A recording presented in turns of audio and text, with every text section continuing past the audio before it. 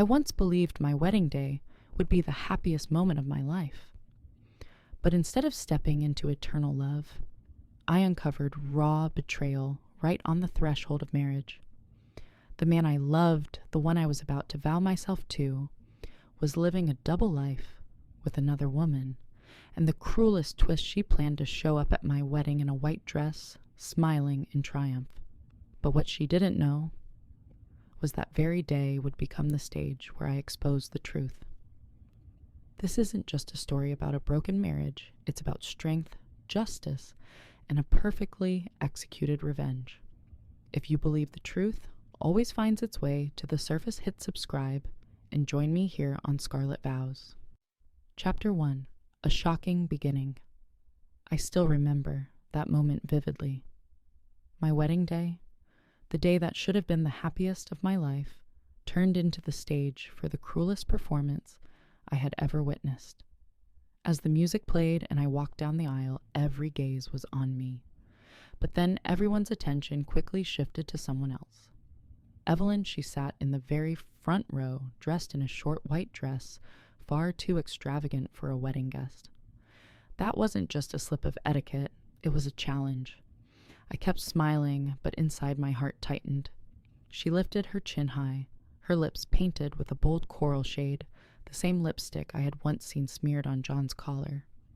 And then right in the middle of the vows, she let out a loud cough, feigning it as if by chance, but perfectly timed to make everyone turn toward her. Not only that, she glanced at John and gave him a knowing smile. Guests began to murmur, some frowned, others covered their mouths in shock. But I stayed composed. I even raised my glass as if to toast. That was the signal. Just as planned, the waitstaff began stepping out, silver trays in hand, carrying the cream-colored envelopes I had prepared in advance. The grand atmosphere of the ceremony shifted into a heavy silence. Curious hands opened envelopes, eyes flickered from surprise to utter shock in mere seconds. Evelyn, too, held hers, and as her eyes scanned the photos, receipts, and undeniable evidence inside, her arrogant face turned pale. The champagne glass in her hand trembled, crashing to the floor and shattering into pieces. She staggered to her feet, her eyes darting across the packed room like a cornered animal. Then, without a word, Evelyn bolted from my wedding before dessert had even been served. Everyone stood stunned, and I remained there, smile still on my lips, because the truth had been revealed, and this was only the beginning of the story. Chapter 2. The First Discovery, the Hotel Receipt. It all began with something small, something that seemed harmless. That morning, I was gathering John's clothes to take them to the dry cleaner, a routine I had done hundreds of times before. But this time, as I flipped his navy suit jacket, a hotel receipt slipped out. I picked it up, intending to glance at it and toss it aside, but the bold printed name at the top made my heart seize John Carter. The address was the downtown Marriott Hotel Room 312, dated March 15th, 7:47 a.m. For a moment, I froze. My mind scrambled to find a reasonable explanation. Perhaps a late-night company meeting, maybe a client booking. But the more I stared, the more ridiculous those excuses sounded. Lingering on his suit jacket was a scent sweet, intoxicating, expensive. Not mine. I had always chosen subtle fragrances, never anything so bold. That very night, John had told me I have to work late. Don't wait up. I've got an important presentation tomorrow. He kissed my forehead, tender as always. But now all I could see was a script he had rehearsed countless times. Too smooth, too flawless. I collapsed onto the bed, the receipt trembling in my hand. On this very bed, just weeks ago, we had been choosing tablecloth colors, debating the wedding menu, laughing over whether guests should be seated with friends or family. All those dreams, shattered in an instant by one small slip of paper. I looked around the room. Everything was familiar, yet suddenly felt foreign. Memories I once cherished were now tainted by betrayal. I forced myself to read the receipt again, as if hoping it would somehow turn into an innocent mistake. But no. The more I read, the tighter the grip around my chest became. In that moment, I knew my life would never be the same again. And I also knew I couldn't just sit still. I needed the truth. I had to know everything. That was the moment I decided to start investigating. Chapter 3, Personal Investigation. I couldn't sleep that night. My thoughts tangled like a knotted ball of thread, and every time I closed my eyes, the image of that hotel receipt resurfaced, drowning me in pain and suspicion. The next morning, after John left for work, I sat down at the desk with resolve. If he had deceived me, I would uncover every secret. The first thing I did was open our shared phone records. Since we used a family account, all the data was synced. I scrolled through the call history, and there it was. Unfamiliar numbers appearing again and again with haunting frequency. Nearly every night, John made calls precisely on the days he claimed to be working late. Some lasted 20 minutes, others stretched over an hour time that should have belonged to me. I bit my lip and moved on to the delete messages in iCloud. John thought he was clever wiping them from his phone, but he forgot they still lingered in the system. And there, I saw everything. The words that flashed on the screen pierced me like knives. I miss you. She doesn't suspect a thing. Last night was amazing. Can't wait to see you again.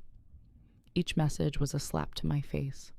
The name Evelyn appeared throughout the conversations, accompanied by heart emojis and kisses. My stomach churned, and I felt sick realizing that all our months of love, our engagement, and our future plans were nothing but a charade, a script I had been blindly reciting. I pushed back from the desk and went straight to his closet. My trembling hands searched through his shirts, and then on the collar of a crisp white one, I found it a faint smear of coral lipstick, a bold shade I had never worn. I lifted the shirt to my face, and the scent of that perfume still lingered. I grabbed my phone and documented everything: the lipstick stain, the fragrance, the receipt. At that moment, I was no longer a bride-to-be. I had become an investigator in my own home, piecing together fragments of a hidden truth. But I knew this wasn't enough. I needed more. I needed to see the woman's true face, and I swore I wouldn't stop until the whole truth was exposed. Chapter 4. The Mistress Revealed Evelyn. 3 days after discovering the hotel receipt, I was no longer the same person. Every second, every minute of my life was consumed with searching for the truth.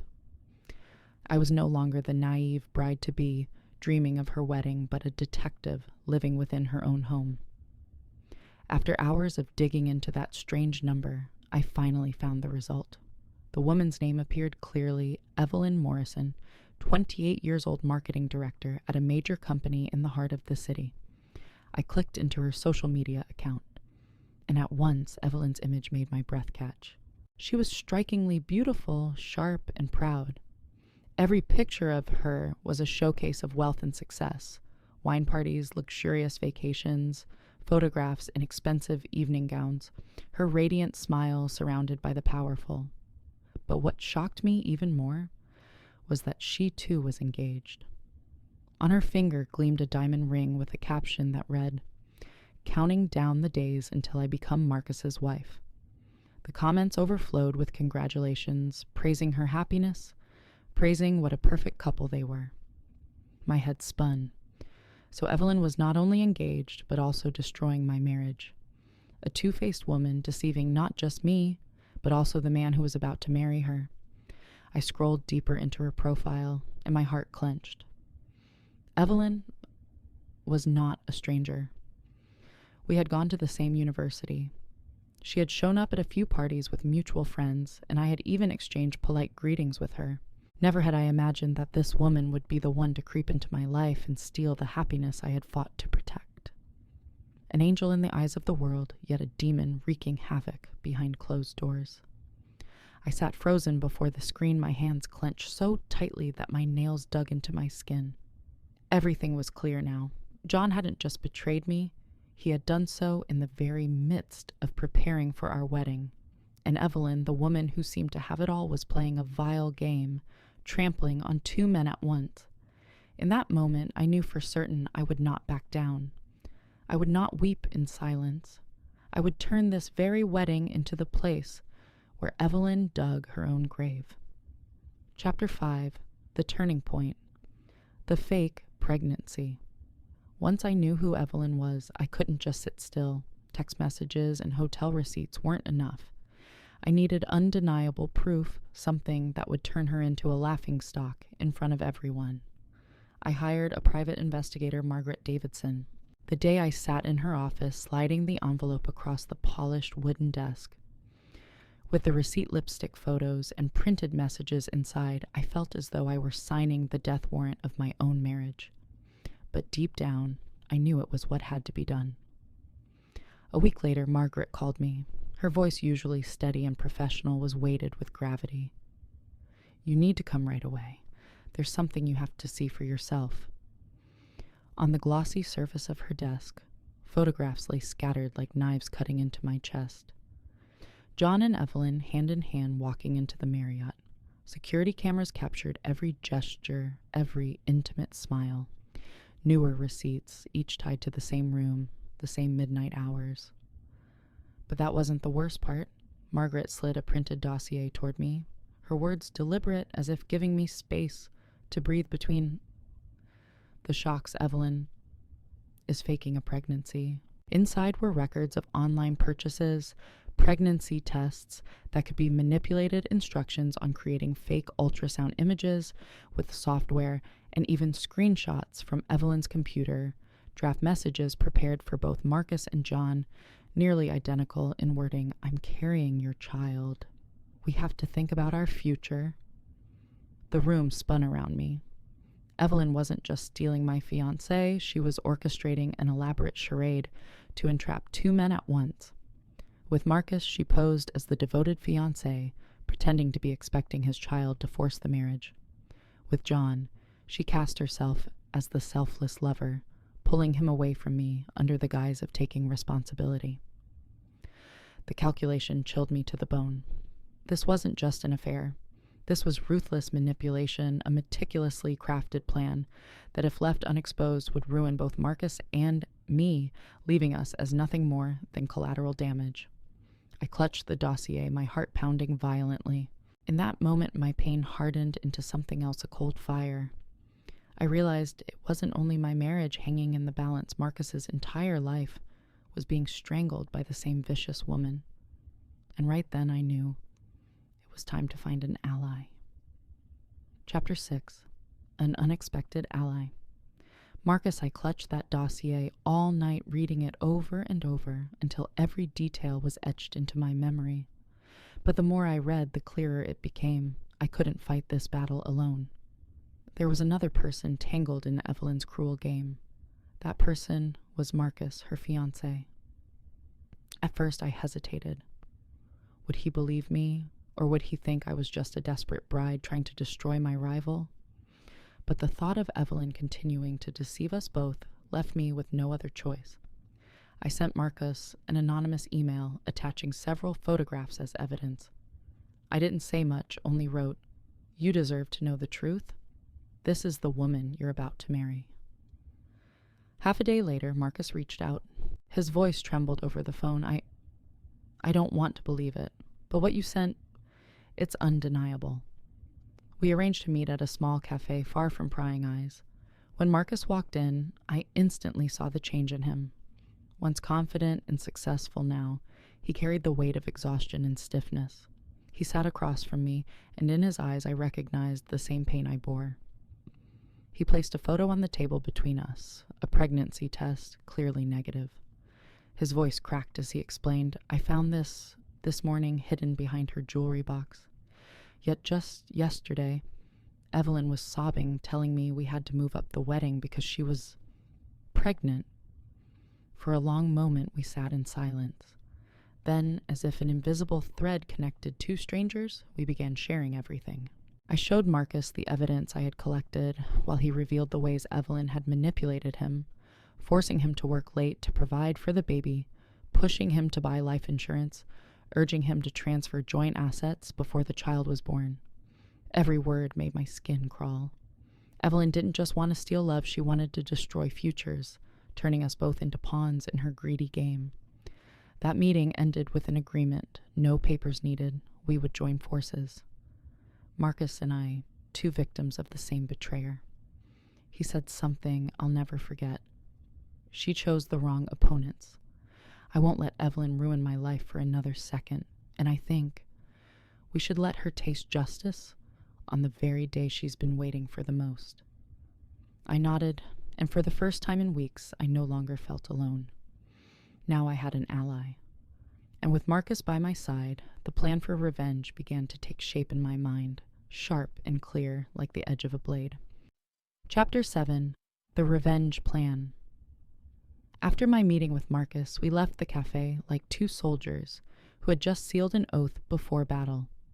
Evelyn believed she controlled everything, but it was her own blind confidence that would become the trap she walked straight into.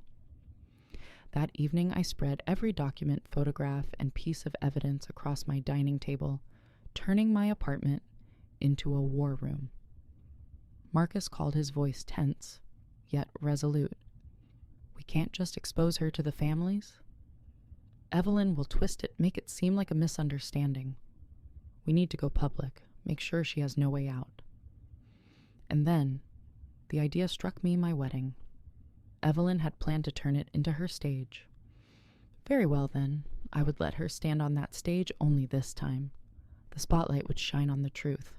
I drafted a plan with precision down to the second.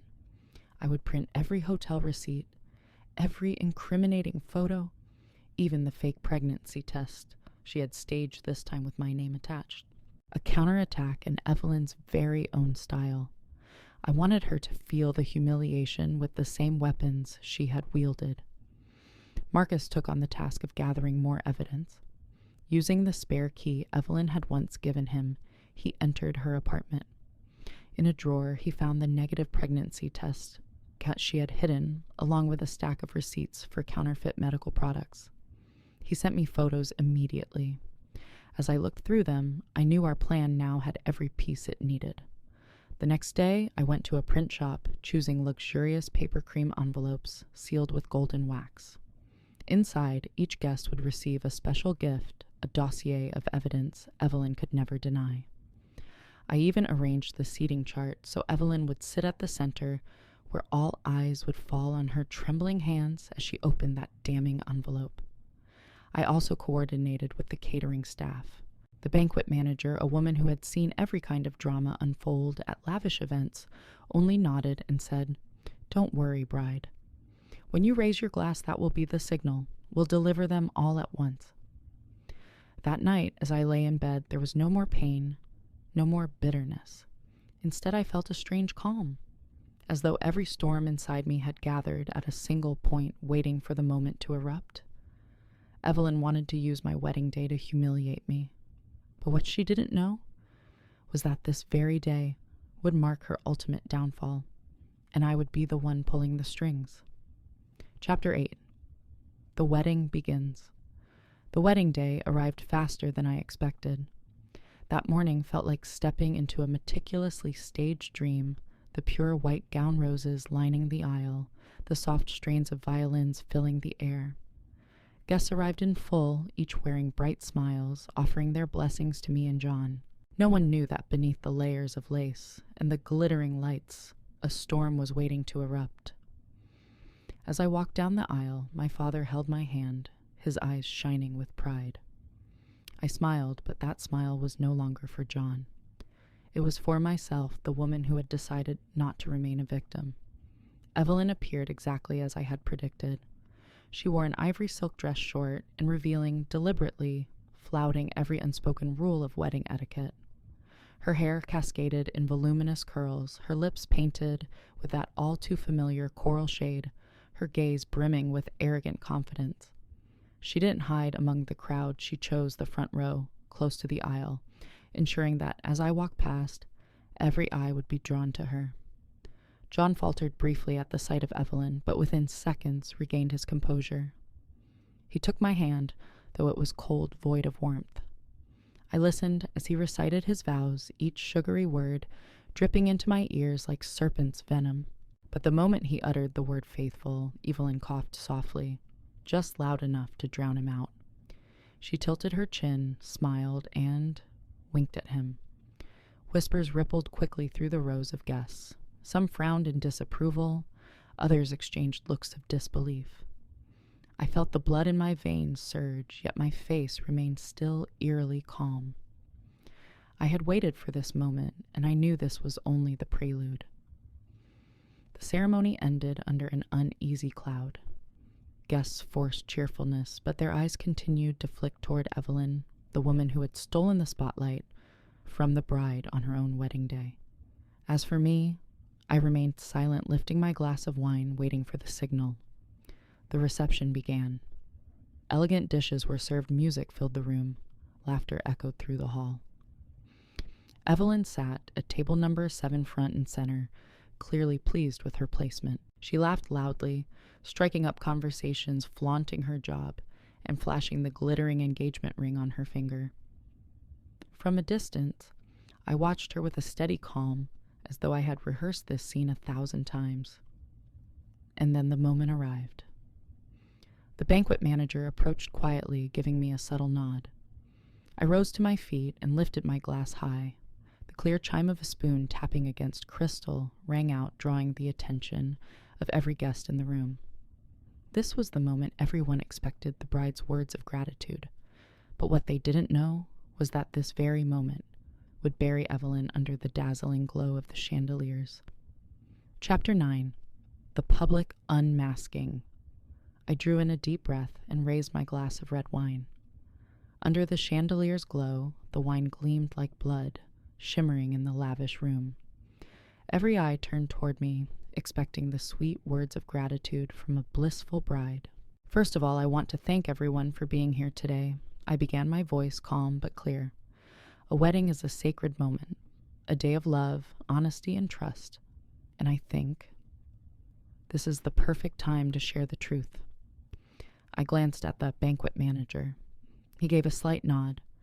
Immediately, servers swept into the hall, each carrying a gleaming silver tray, stacked with cream-colored envelopes sealed in golden wax. Murmurs spread across the room. Every table received an envelope, including table number 7, where Evelyn sat brimming with pride. The confidence on her face faltered at first into mild confusion. But as she tore open the seal and pulled out photographs of her and John at the hotel, receipts stamped with exact dates and times and the syrupy texts, Evelyn's expression shifted. Her smug smile dissolved into trembling hands clutching damning pages. Gasps rippled through the hall. Some guests clapped hands over their mouths in shock. The photos, the receipts, the messages, they sliced through the once joyous air like knives. Evelyn shot to her feet, eyes blazing, her voice shrill. No, this is fake. She made this up. But before she could say more, a man's voice rang out from the doorway. Marcus stepped inside, holding aloft the negative pregnancy test he had found in her apartment that very morning. His voice thundered through the hall, unwavering. And what about this, Evelyn? You lied to me, lied to John, faked a pregnancy to trap us both. Did you really think you could hide it forever? The room erupted. Whispers exploded into a storm of voices.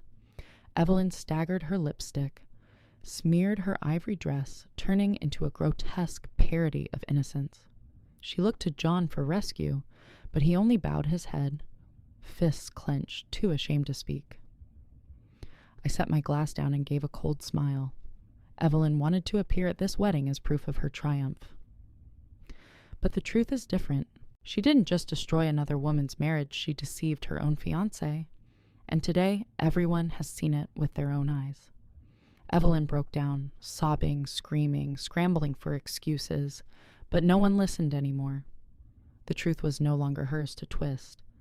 It had been laid bare before hundreds, undeniable, inescapable. And I stood there calm and proud. Because at last, after all the lies, it was Evelyn herself who had brought about her own destruction by playing her own cruel game. Chapter 10. Evelyn's Consequences. The room felt like an open courtroom. No one laughed. No one raised a glass in celebration anymore. Every gaze was fixed on Evelyn, the woman who had once strutted into my wedding with the blazing confidence of victory, now trembling in her short white dress, her face streaked with tears and smeared lipstick. Marcus hurled the negative pregnancy test onto her table, his voice cold and sharp. "You lied to me. You made me work myself to the bone preparing for a child that never even existed." Whispers rippled through the guests again. A few stood up, distancing themselves from Evelyn, as if proximity alone would taint them. My parents exchanged a look, shock mixed with pity for me. And Evelyn, she turned to John, her bloodshot eyes pleading. "John, say something. Tell them you love me. Tell them we belong together." But John said nothing. His face was ashen, his expression weighed down with shame. For all my contempt toward his betrayal, I couldn't ignore the collapse written in every line of his body. John knew he had lost everything. Me, his honor, even his career, once this scandal spread. And Evelyn, she had nothing left to cling to. A few guests shook their heads, their whispers slicing through the silence. What a disgrace. She faked a pregnancy unbelievable that someone like her exists. Evelyn couldn't endure another second. She shoved her chair back and stumbled toward the exit, her heels clattering in desperate rhythm against the banquet floor. Yet even as she fled the image of her exposed and disgraced, before hundreds of witnesses would haunt her forever, I watched her go, no longer consumed by rage. Instead, a strange serenity washed over me. I knew that from this moment on, Evelyn would never again walk proudly into any party, any workplace. Her reputation had been buried that very night at my wedding. I turned back to the guests, raised my glass, and spoke with steady calm. Today is not only the day I was meant to marry. It is also the day truth came to light. And I believe it is truth that deserves our toast. The sound of glasses clinking spread through the room, gentle yet resolute. I smiled, and for the first time in months, that smile was real. Chapter 11. Family and Society React. The aftermath of the storm lingered for days after the wedding.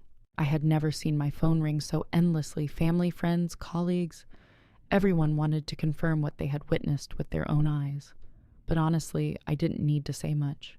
The evidence spoke for itself. My mother called me that very night. Her voice trembled. "My daughter, I'm so sorry. I had no idea what you were going through. I should have seen the signs sooner." I choked up. For so long I had stayed silent, hiding everything, carrying the pain alone. But now, with the truth revealed, I realized just how vital my family's support truly was. My father, a man of few words, came to my home, placed his hand firmly on my shoulder, and said, "I'm proud of you for standing up." And at that, I finally cried. In my social circles, the story spread faster than any rumor I had ever heard. At the club, at work, at casual gatherings, Evelyn's name became a cautionary tale. People called her the fake pregnant bride, the woman who ruined the wedding of the century. All of the prestige, all the flawless image she had painstakingly built, dissolved into nothing in a single night. Marcus called me too. He told me he had ended things with Evelyn for good.